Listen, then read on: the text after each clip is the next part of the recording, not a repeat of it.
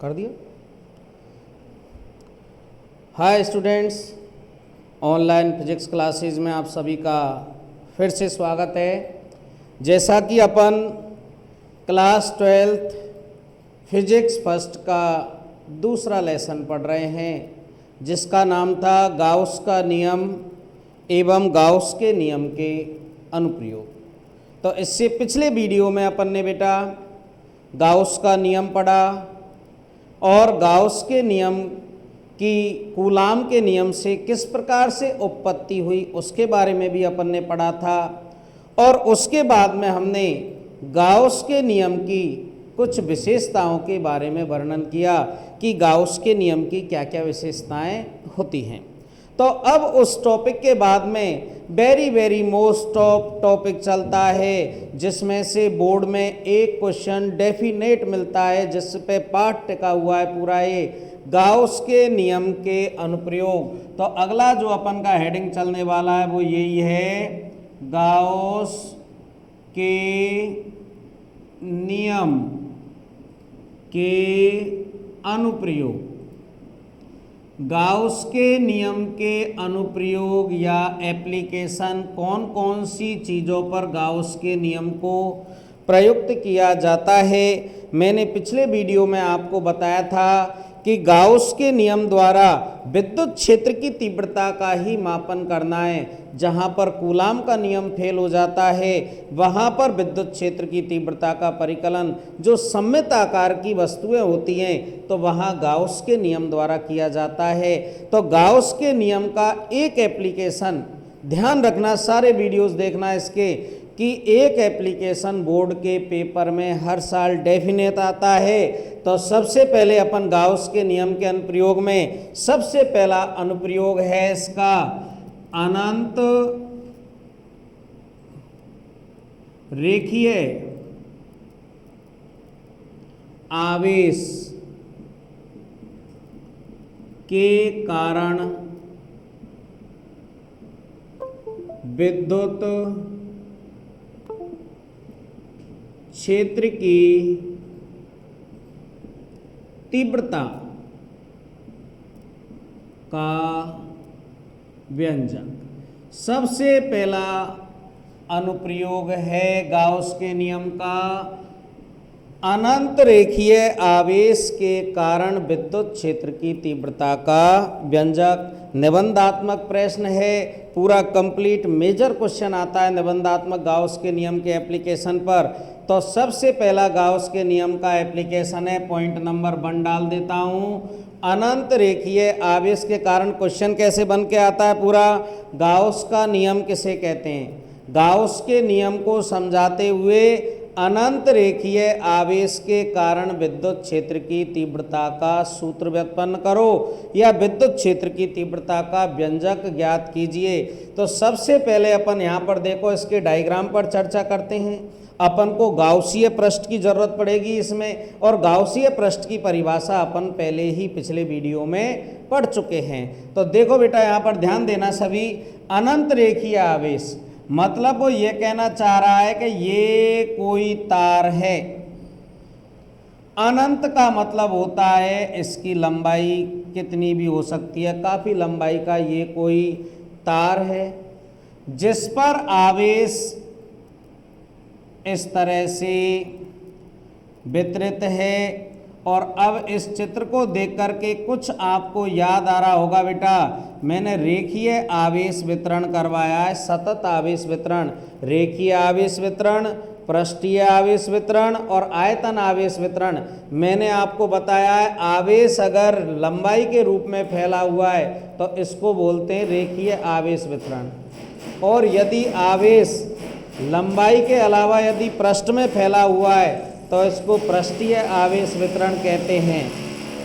इसके अलावा यहाँ देखिए, ये कोई अपन का ए और बी कोई रेखीय आवेश है जिसकी लंबाई कितनी है, स्मॉल एल लंबाई का ये कोई कह दिया मैंने कोई तार है जिस पर क्यू कूलाम का जो आवेश है, क्यू कूलाम का आवेश सतत रूप से वितरित है।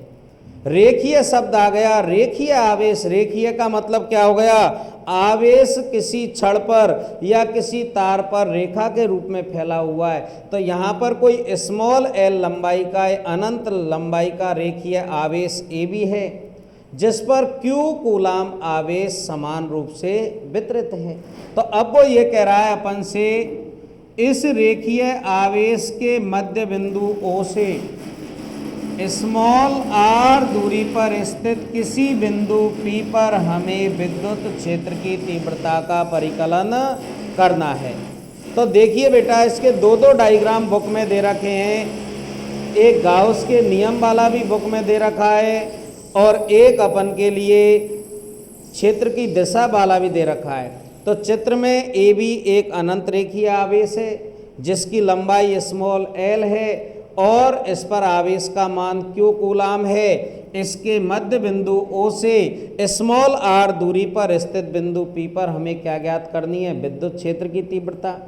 तो देखिए इसके दो डायग्राम हैं, बुक में दो दे रखे हैं। एक डायग्राम तो केवल विद्युत क्षेत्र की तीव्रता की दिशा को बताता है और एक डायग्राम क्या करता है, अपन को मान देता है। तो मैं दोनों को ही समझा रहा हूं यहाँ पर कि मैंने अल्पांश ले लिया, अपन के फिजिक्स किस पे टिकी हुई है, ये अल्पांश ले लिया।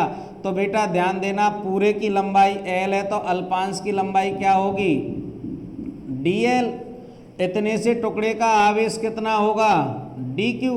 ऐसे ही मैंने एक अल्पांश यहाँ ले लिया, एक अल्पांश यहाँ ले लिया, इसकी भी लंबाई क्या होगी, dl, और इसका भी आवेश कितना होगा, dq। ये देखो, तो मान लिया इस अल्पांश के कारण P बिंदु पर उत्पन्न विद्युत क्षेत्र, इस अल्पांश के कारण P बिंदु पर उत्पन्न विद्युत क्षेत्र की दिशा, मान लिया इस अल्पांश के कारण विद्युत क्षेत्र की, मान लिया मैंने dE1 वेक्टर, इस अल्पांश के कारण मैंने विद्युत क्षेत्र क्या मान लिया, dE2 वेक्टर। ये कौन थीटा है, तो ये भी थीटा होगा। तो बात क्लियर हो गई बेटा कि जब दो सदिश किसी मूल बिंदु से अलग अलग दिशाओं में हो तो उनके मध्य बिंदु से खींचा गया विकर्ण उन सदिशों के परिणामी सदिश को दर्शाता है। ये कौन सा सदिश है, परिणामी सदिश, परिणामी सदिश को दर्शाता है। ये कौन थीटा है, तो बेटा ये भी क्या होगा, थीटा। ये कौन थीटा है, तो ये भी क्या होगा, थीटा, क्योंकि कैसे कौन है, शीर्षाभिमुख कोण है। कैसे कौन है, शीर्षाभिमुख कोण। तो अपन परिमाण की बात करें तो खूब 11वीं क्लास में पढ़ा होगा बेटा, dE2 वेक्टर का मापांक बराबर क्या होता है, dE2, परिणामी मान कहलाता है। ऐसे ही dE1 वेक्टर, ये तो सदिश है, इसका मोड लगा देते तो परिमाण निकल के आ जाता है dE1। इसी प्रकार से E वेक्टर का मापांक इस सदिश के किसको दर्शाता है, परिमाण को।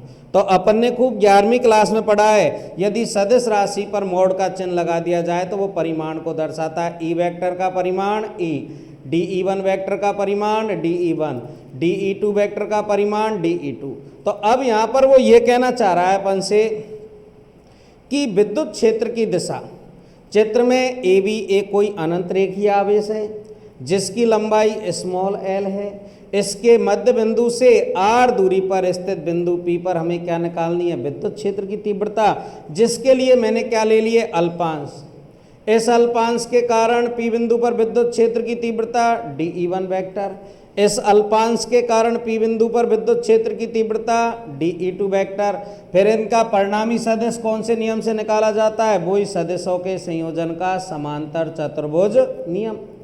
तो अब यहाँ पर बात वही आ गई, P बिंदु पर परिणामी विद्युत क्षेत्र को लंबवत और क्षैतिज घटकों में वियोजित करते हैं। बात वही आ गई, ये जो घटक है परिणामी विद्युत क्षेत्र से कितने डिग्री के कोण पर है, 90 डिग्री के कोण पर। ये वाला घटक परिणामी विद्युत क्षेत्र से कितने डिग्री के कोण पर है, 90 डिग्री के कोण पर। तो कैसा घटक हुआ, लंबवत घटक। जो घटक ये परिणामी सदिश है बेटा, ये परिणामी सदिश है, इससे कितने डिग्री के कोण पर है, 90 डिग्री के कोण पर। ये भी इस परिणामी सदिश से कितने डिग्री के कोण पर है, 90 डिग्री के कोण पर। तो ये दोनों घटक कौन से घटक हुए, लंबवत घटक।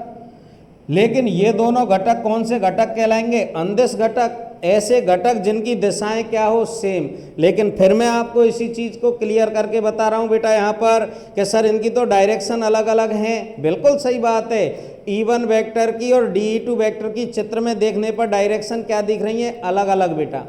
लेकिन थीटा का मान इतना अल्प होता है, थीटा का मान इतना कम होता है कि अपन ये कह सकते हैं कि E2 वेक्टर और E1 वेक्टर दोनों की डायरेक्शन लगभग सेम होने के कारण ही DE2 वेक्टर को कौन सा घटक कहते हैं बेटा? अनुदिश।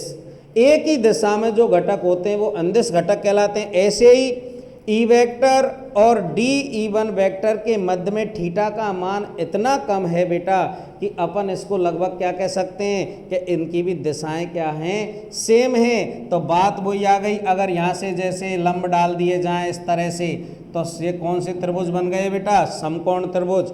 ये भी एक समकोण त्रिभुज बन गया, ये भी एक समकोण त्रिभुज बन गया, ये भी एक समकोण त्रिभुज बन गया और ये भी एक समकोण त्रिभुज बन गया। लंब निकालना है अपन को, क्योंकि हाँ ये लंब निकालना है। क्या दिया हुआ है? कर्ण। और लंब और कर्ण में किसका सूत्र लगता है? साइन का। लंब निकालना है, क्या दिया हुआ है? कर्ण। किसका सूत्र लगेगा? साइन का। आधार निकालना है, कर्ण दिया हुआ है, किसका सूत्र लगेगा? कॉस का। तो देखो इस त्रिभुज में बात करें, लंब निकालना है मेरे को और कर्ण दिया हुआ है, तो अपन देखो साइन थीटा इजिकल टू लंब तो निकालना है, कर्ण कितना दिया हुआ है? DE2। इसका वज्र गुणा कर दिया तो ये घटक हो गया DE2 साइन थीटा।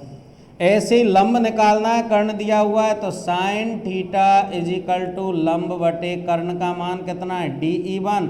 तो वज्र गुणा किया तो ये हो गया DE1 साइन थीटा। ऐसे ही आधार निकालना है, मुझे अंदिश घटक निकालना है DE2 का, तो आधार बटे कर्ण किसका सूत्र लगता है? कॉस का। तो ये आधार निकालना है मेरे को, लिख देता हूं चलो। ये भी लंब है, ये भी लंब है, ये भी कर्ण है, ये भी कर्ण है, ये क्या है? आधार। तो देखो आधार बटे कर्ण कॉस थीटा, आधार निकालना है, कर्ण का मान कितना दिया हुआ है बेटा? DE2।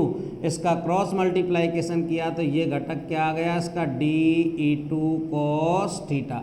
ऐसे ही नीचे निकालते हैं तो क्या आ गया? DE1 cos theta. तो बस ये वाला डायग्राम अपन को यही बताता है कि परिणामी विद्युत क्षेत्र कैसे उत्पन्न किया जाता है। तो ध्यान देना सभी, ये पहले वाला डायग्राम है। चित्र में AB कोई अनंत रेखीय आवेश है जिसकी लंबाई कितनी है? स्मॉल l, और इसके मध्य बिंदु से r दूरी पर स्थित किसी बिंदु P पर क्या निकालनी है?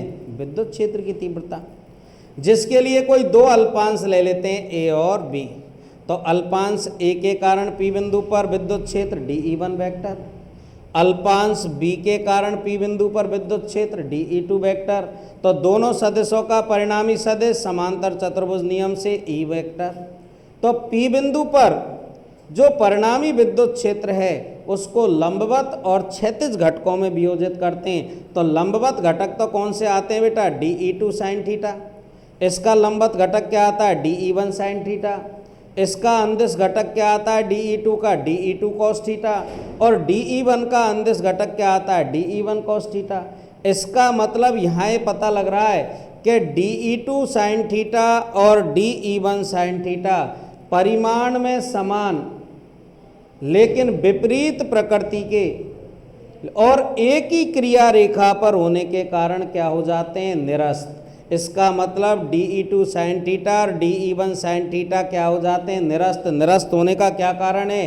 पहली बात तो परिमाण में समान है, दूसरा दिशाएं विपरीत हैं, और तीसरा जो मोस्ट ऑफ इम्पोर्टेंट कारण है वो ये है एक ही क्रिया रेखा पर हैं। अगर अलग अलग क्रिया रेखाओं पर होते, चाहे परिमाण समान हो चाहे दिशा विपरीत हो, तो वो निरस्त नहीं होते। जबकि DE2 cos थीटा और DE1 sin थीटा एक ही दिशा में होने के कारण परस्पर संयोजित हो जाते हैं। आपने 11वीं क्लास में पढ़ा होगा बेटा, अनुदिश घटक जुड़ते हैं और विपरीत घटक घटते हैं। इसका मतलब DE2 cos थीटा और DE1 cos थीटा मिलकर के ही, दोनों संयोजित होकर के ही P बिंदु पर परिणामी विद्युत क्षेत्र उत्पन्न करते हैं। तो ये डायग्राम तो यहीं समाप्त हो जाता है। ये सबसे पहला डायग्राम है जो केवल विद्युत क्षेत्र को बताता है। इसमें अपन को केवल इतना सा ही लिखना है, P बिंदु पर परिणामी विद्युत क्षेत्र को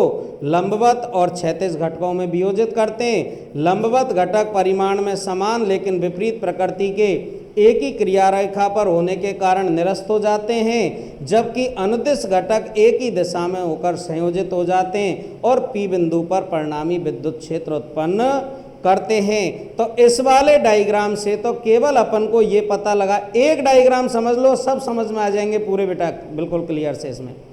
तो यहाँ पर ये क्लियर हो गया। लेकिन अब मेन चीज़ तो क्या है कि अनंत रेखीय आवेश के कारण हमको तो विद्युत क्षेत्र की तीव्रता निकालनी है बेटा, और गाउस के नियम से निकालनी है, तो अपन को गाउसीय पृष्ठ की कल्पना करनी पड़ेगी।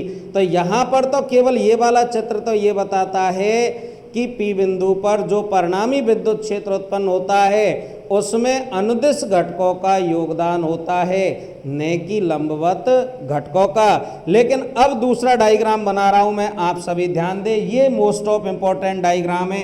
इसी चित्र को मैं दोबारा से प्रिपेयर करता हूं, यहाँ पर आप ध्यान दीजिए सभी। ये अपन का अभी मैंने बताया था कोई अनंत रेखीय आवेश था। इसी चित्र को दोबारा से बनाएंगे, इसका नाम A और इसका नाम B। आवेश सतत परिमाण में वितरित था इस तरह से, ये आवेश सतत परिमाण में वितरित है, बिल्कुल सही बात है।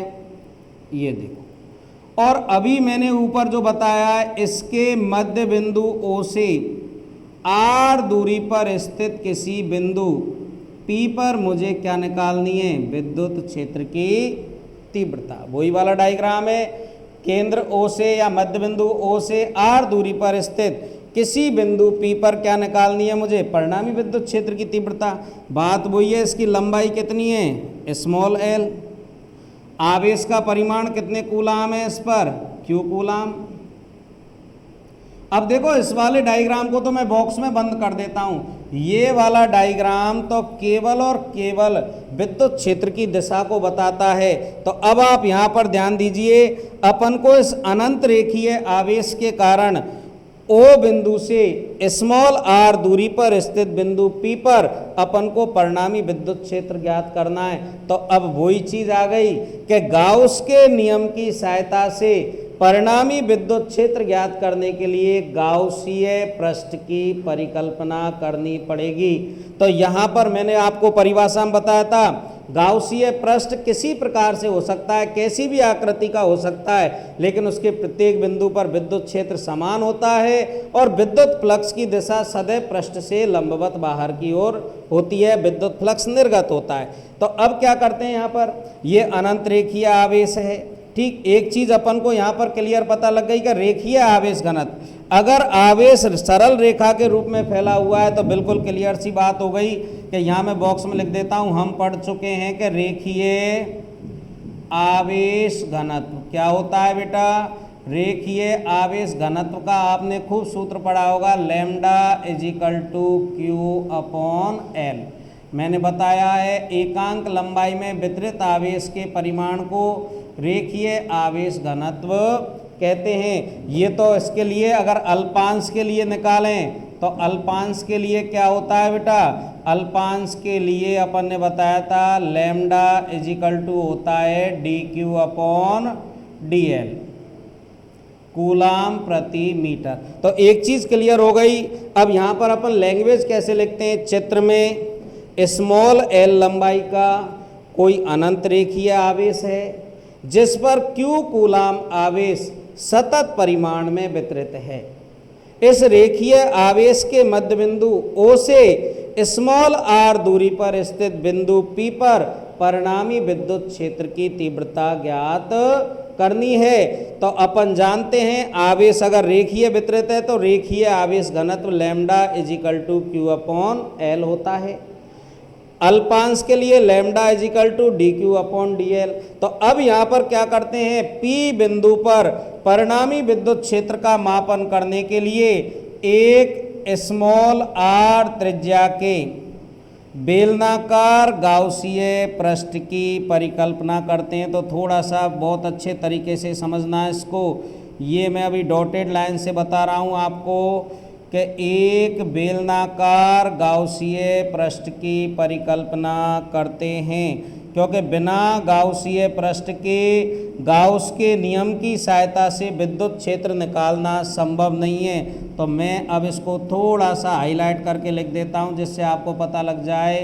ये बेलनाकार गाउसीय पृष्ठ है, ये अपन का कोई बेलनाकार गाउसीय पृष्ठ है। तो अब गाउसीय पृष्ठ के बगैर विद्युत क्षेत्र की तीव्रता निकालना संभव नहीं है। तो बस अपन को एक लाइन यही लिखनी है कि अनंत रेखीय आवेश के कारण स्मॉल r दूरी पर स्थित बिंदु P पर परिणामी विद्युत क्षेत्र ज्ञात करने के लिए बेलनाकार गाउसीय पृष्ठ, ये क्या है आपका बेलनाकार गाउसीय पृष्ठ, क्या है आपका बेलनाकार गाउसीय पृष्ठ की परिकल्पना करते हैं। तो जितनी लंबाई रेखीय आवेश की है उतनी ही लंबाई बेलनाकार गाउसीय पृष्ठ की है। भाई रेखीय है, जैसे ट्यूबलाइट है, ट्यूबलाइट का उजाला ट्यूबलाइट के चारों तरफ होता है, तो परिभाषा यही पड़ी थी अपन को। तो देखो एक चीज़ ध्यान रखना बेटा, बेलनाकार और गोलीय इनके अलावा और कोई गाउसीय पृष्ठ की जरूरत नहीं है। बस अपन बहुत सारे बच्चे भी याद रखते पूरे सिलेबस में, एक तो आपको बेलनाकार याद रखना और एक गोलीय गाउसीय पृष्ठ, इसके अलावा जरूरत नहीं है। तो यहाँ रेखीय आवेश वितरण होने के कारण गाउसीय पृष्ठ कैसा होता है बेलनाकार। तो अब लैंग्वेज क्लियर हो गई। P बिंदु पर परिणामी विद्युत क्षेत्र का परिकलन करने के लिए स्मॉल r त्रिज्या और L लंबाई के बेलनाकार गाउसीय पृष्ठ की परिकल्पना करते हैं। तो अब अपन क्या करते हैं, इस गाउसीय पृष्ठ से संबद्ध विद्युत फ्लक्स का मान निकालना है। अब यहाँ पर देखिए भैया, अब अपन यहाँ डेरिवेशन को करते हैं। तो देखो गाउसीय पृष्ठ से संबद्ध कुल विद्युत फ्लक्स, तो अपन ने खूब परिभाषा पढ़ी है।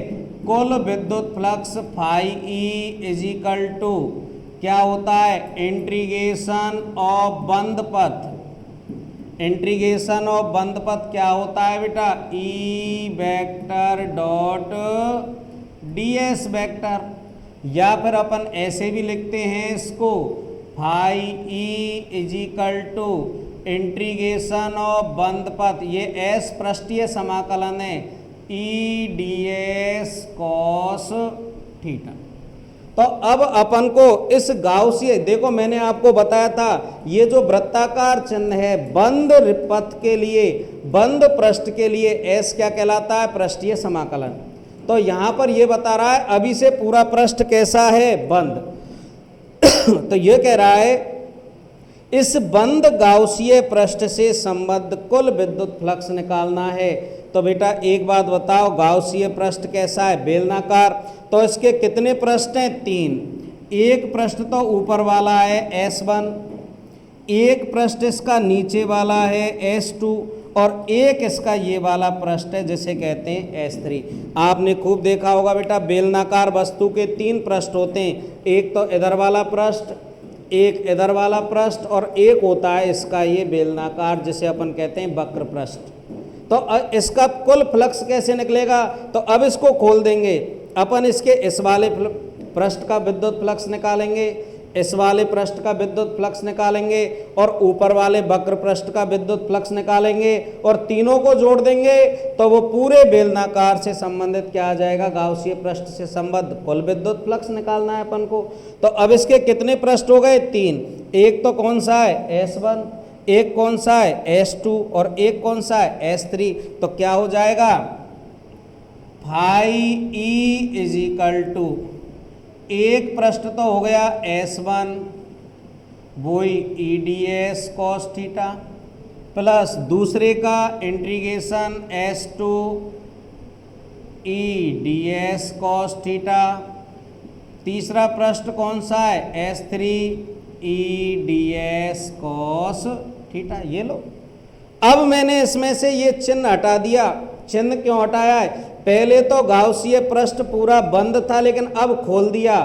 S1 भाग अलग कर दिया, S2 अलग कर दिया और S3, तो तीनों के लिए मुझे फ्लक्स निकालना है। तो अब आप एक चीज़ ध्यान दीजिए कि बात अल्पांश की हो रही है। मैंने इसका इतना सा टुकड़ा ले लिया, तो ध्यान देना सभी। अब यहाँ पर थोड़ा सा चित्र में कि ये अल्पांश है, क्या ले लिया? ये अल्पांश।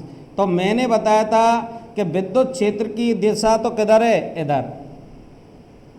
विद्युत क्षेत्र इधर निकलेगा, तो देखो विद्युत क्षेत्र की दिशा तो इधर है और इसका जो अल्पांश ले लिया, इस अल्पांश का जो क्षेत्रफल है उसकी भी दिशा इधर ही है।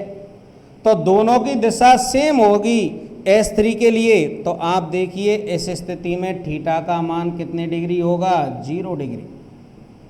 इधर देखिए ऊपर वाले पृष्ठ का, इधर देखिए आप ऊपर वाले पृष्ठ का पृष्ठीय क्षेत्रफल तो इधर होगा ds वेक्टर, लेकिन विद्युत क्षेत्र की दिशा किधर है? इधर। तो इसके लिए थीटा का मान कितने डिग्री होगा? 90 डिग्री। नीचे वाले पृष्ठ की बात करें अपन अल्पांश के लिए, तो आप देखिए इसका ये अल्पांश ले लिया, तो नीचे वाले पृष्ठ का जो पृष्ठीय क्षेत्रफल होगा उसकी दिशा तो किधर होगी? इधर। इसका मतलब ds वेक्टर की दिशा तो इधर होगी, लेकिन विद्युत क्षेत्र की तीव्रता किधर निकालनी है अपन को? इधर। तो इस स्थिति में भी थीटा का मान कितने डिग्री होगा? 90 डिग्री। ये एक ओबियस सी बात हो गई, ये एक क्लियर बात हो गई। जैसे मैं आपको बता देता हूँ, सपोज ये जैसे कोई बेलनाकार ये बोतल है, इसके कितने पृष्ठ हो गए बेटा? 3 पृष्ठ। एक तो ये नीचे वाला पृष्ठ, एक इसका ऊपर वाला पृष्ठ और एक होता है इसका वक्र पृष्ठ। तो बेलनाकार गाउसीय पृष्ठ है, मुझे इस बेलनाकार गाउसीय पृष्ठ से संबद्ध कुल विद्युत फ्लक्स निकालना है। तो मैंने इसको 3 भागों में तोड़ दिया। इससे संबद्ध विद्युत फ्लक्स S1 से, S2 से संबंधित विद्युत फ्लक्स और S3 से संबंधित विद्युत फ्लक्स। तो अब एक चीज़ देखो भाई, यहाँ की बात करते हैं, इस वाले पृष्ठ की बात करते हैं, तो विद्युत क्षेत्र की तीव्रता भी इधर है और इसका क्षेत्रफल भी इधर है, तो थीटा का मान 0 डिग्री। लेकिन नीचे वाले पृष्ठ के लिए देखो, इसके क्षेत्रफल की दिशा तो किधर होगी? लंबवत नीचे, जबकि विद्युत क्षेत्र की तीव्रता की दिशा किधर होगी? थीटा का मान 90 डिग्री।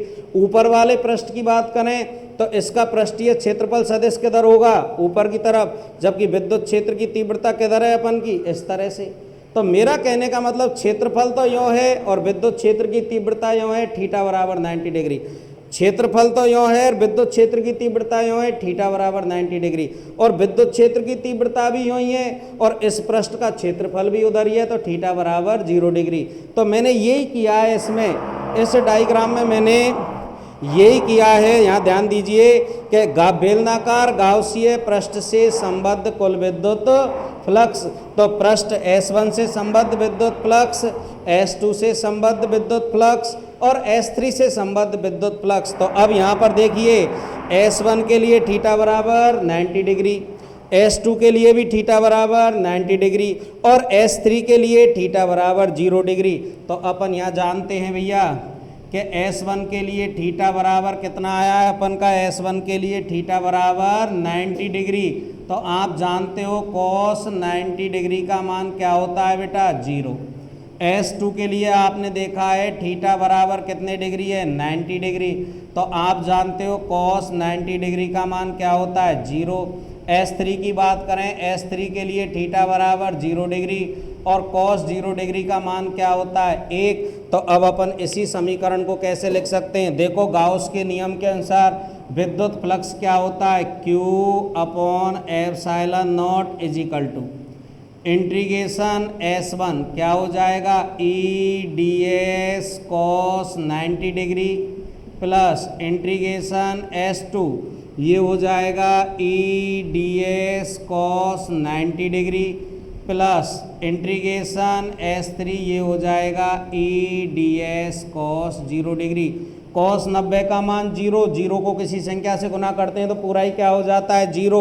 cos 90 का मान 0, तो ये हो गया Q upon epsilon naught is equal to 0 plus 0 plus ये रह गया इंटीग्रेशन S3 E ds।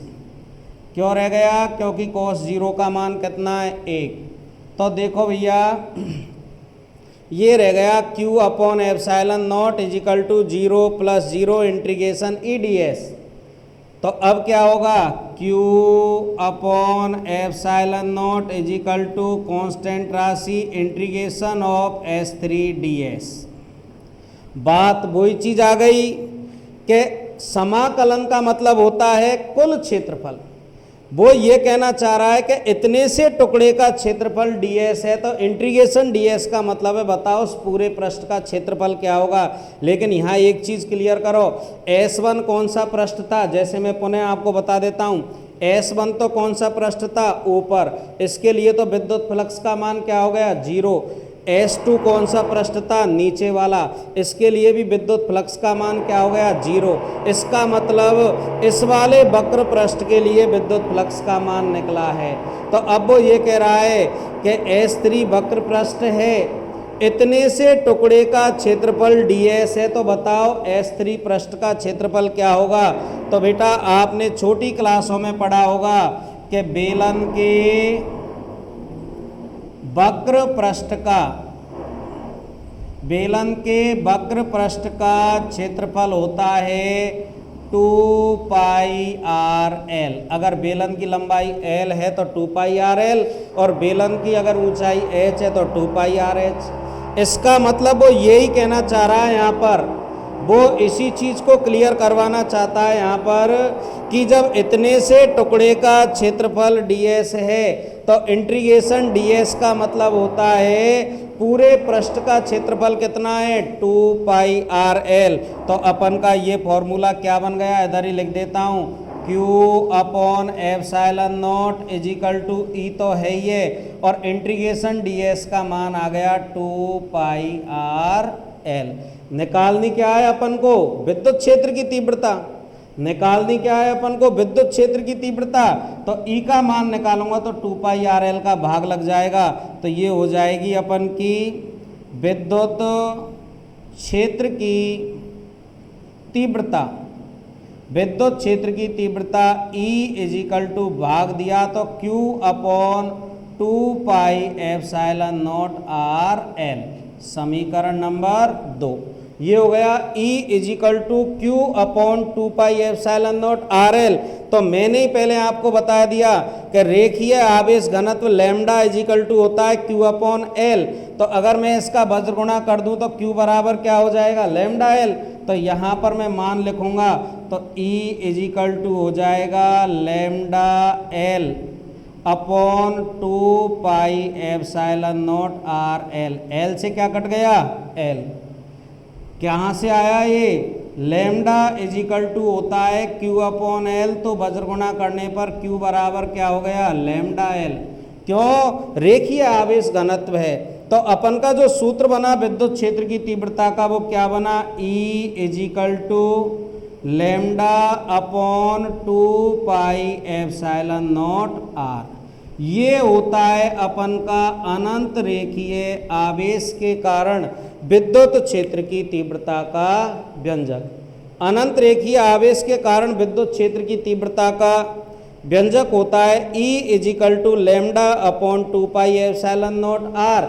लेकिन इसको थोड़ा सा संशोधित करने के लिए सूत्र तो ये आ गया अपन का E is equal to lambda upon 2 pi epsilon naught R. इसका मतलब विद्युत क्षेत्र की तीव्रता रेखीय आवेश घनत्व लैम्डा के समानुपाती होती है, जबकि दूरी के व्युत्क्रमानुपाती होती है। इसका मतलब P बिंदु की दूरी जितनी ज़्यादा होगी विद्युत क्षेत्र की तीव्रता का परिमाण उतना ही कम होता जाएगा, और P बिंदु की दूरी जितनी कम होगी विद्युत क्षेत्र की तीव्रता का परिमाण उतना ही अधिक होगा। तो अब इस सूत्र को संशोधित करने के लिए कहीं कहीं ये भी दे दिया जाता है, जैसे मैं इधर लिख देता हूँ, थोड़ा सा इसको संशोधित करके ऐसे भी लिख देते हैं सूत्र को कि जिससे कंफ्यूज होने की ज़रूरत नहीं है आपको, कि जैसे सूत्र था अपन का E is equal to lambda upon 2 pi epsilon naught R. अंश में हर में कितने से गुना कर दिया, 2 से। अंश में हर में 2 से गुना कर दिया तो E इज इक्वल टू रह गया 2 लैम्डा अपॉन 2 दूनी 4 4 पाई एप्सिलॉन नॉट आर। और बेटा अपन पहले लेसन से ही पढ़ते आ रहे हैं 1/4 पाई एप्सिलॉन 0 किसका मान होता है, K का। K इज इक्वल टू होता है 1/4πε0। तो 1/4πε0 किसका मान हो गया यहाँ पर, ये K का। तो सूत्र एक और बन जाता है 2K λ/r। तो कंफ्यूज होने की जरूरत नहीं है, वैसे मेन फॉर्मूला अपन का यही होता है E is equal to λ/2πε0r। इसको संशोधित करने के लिए यदि अंश में हर में 2 का गुना कर दिया जाए तो 2λ/4πε0r। और अपन पहले से ही पढ़ते हुए आ रहे हैं बेटा कि 1/4πε0 किसका मान होता है, K का। तो अनंत रेखीय आवेश के कारण विद्युत क्षेत्र की तीव्रता का सूत्र होता है 2K λ/r या E is equal to λ/2πε0r। तो अब अपन को जितने भी गाउस के नियम के अनुप्रयोग पढ़ेंगे सब में यही लगाना है। बंद पृष्ठ है तो मैंने समाकलन और बंद पथ, और अब इसको खोल दिया 3 भागों में, इसका फ्लक्स, S2 का फ्लक्स और S3 का फ्लक्स। यहाँ पर देखो दोनों के लिए थीटा 90 डिग्री है, एक के लिए 0, तो मैंने मान लिख दिए। गाउस का नियम ये कहता है फाई इज इक्वल टू क्या होता है, Q/ε0। तो फाई की जगह लिख दिया Q/ε0। cos 90 का मान 0, 0 को गुना करते हैं तो 0। cos 90 का मान 0, 0 से किसी संख्या गुना करते हैं 0। cos 0 का मान 1, तो ये हो गया, ये आ गया अपन का इंटीग्रेशन ds। ds का मतलब तो होता है अल्पांश क्षेत्रफल, और इंटीग्रेशन ds का मतलब होता है पूरे पृष्ठ का क्षेत्रफल। तो बेलन के इस वाले पृष्ठ की S3 की बात हो रही है, S1 और S2 तो क्या हो गए 0, और ये S3 क्या कहलाता है, बेलन का वक्र पृष्ठ। इसीलिए बेलन के वक्र पृष्ठ का क्षेत्रफल होता है 2πrl। तो ये लिख दिया, E का मान निकाला तो 2πrl का भाग दे दिया, और Q का मान निकाला λ इज इक्वल टू Q/L। तो Q is equal to λL, तो λL लिख दिया, तो L से L कट गया, ये आ गया अनंत रेखीय आवेश के कारण विद्युत क्षेत्र की तीव्रता का सूत्र। ये होता है गाउस के नियम का सबसे पहला अनुप्रयोग। क्वेश्चन यही होता है, अनंत रेखीय आवेश के कारण विद्युत क्षेत्र की तीव्रता का सूत्र व्युत्पन्न कीजिए। तो सभी विद्यार्थी ध्यान दें, ये कंसेप्ट तो हर डेरिवेशन में आएंगे, हर डेरिवेशन में यही कंसेप्ट आएगा। कुल विद्युत फ्लक्स फिर खोलना है, तो ये मैं अभी बता रहा था, जिस दिन मैंने विद्युत फ्लक्स की परिभाषा बताई थी उसी दिन मैंने ये क्लियर किया था आपको कि ये सूत्र याद हो जाना चाहिए, phi is equal to integration of बंद पथ E vector dot ds vector. तो यहाँ पर ये वाला चित्र है जो किसको बताता है, केवल ये विद्युत क्षेत्र की दिशा को बताता है, जबकि विद्युत क्षेत्र की तीव्रता का जो मान निकाला जाता है वो गाउसीय पृष्ठ के द्वारा निकाला जाता है। तो अपन को तो बेटा 2 ही गाउसीय पृष्ठ याद रखने, बेलनाकार और गोलाकार। तो यहाँ पर बेलनाकार गाउसीय पृष्ठ है, इससे संबद्ध विद्युत फ्लक्स। इसके बाद में अगला जो टॉपिक है, अगली जो एप्लीकेशन है वो पढ़ेंगे इसके अगले वीडियो में। Thank you.